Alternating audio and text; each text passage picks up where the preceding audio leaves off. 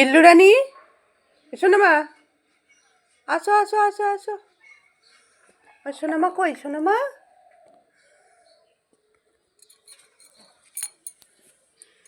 কোথায় গেলি? কই বিল্লু রানী? আমা, তুমি কোথায়? তুমি মাছ খাবে? সোনা মা, সোনা মা কই? আমি দেখতে পাচ্ছি না তো। আর সোনা মা কই? সোনা মা, বিল্লু রানী, আয় বিল্লু রানী, তুমি এসেছো?